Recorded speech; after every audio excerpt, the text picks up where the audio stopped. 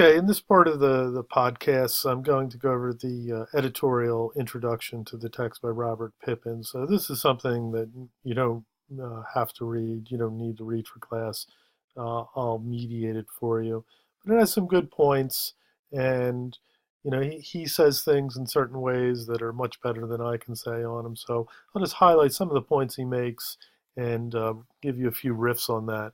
And then in later podcasts, I'll give a more sort of lecture, sort of uh, point, reading point idea. So here, I'm going to read off the some of the check marks I have here. So the text was written between 1883 and 1885. Again, as I said before, few copies were sold. Nietzsche was not a popular author in his lifetime. He sold very little in the way uh, of books. It was only after he died, not after he died, but really after he became catatonic, he had his breakdown, that he became famous. And in the late 19th century, in the last decade of his life, and then in the early 20th century, he becomes a very, very sort of compelling figure for a lot of intellectuals, writers, and especially artists.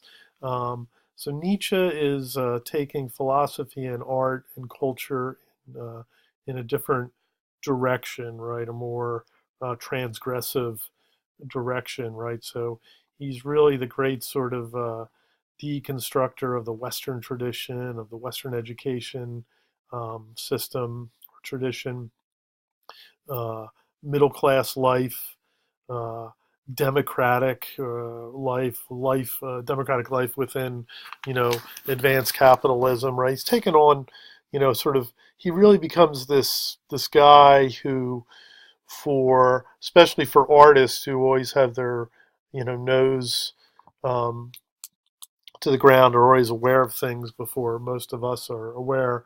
He's really sort of embodying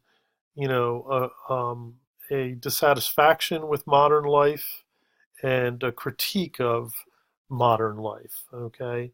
Uh, and so modern life is defined by a life that is, an enlightened, sort of secular, sort of middle class life based on history, science, philosophy, democracy, capitalism, right?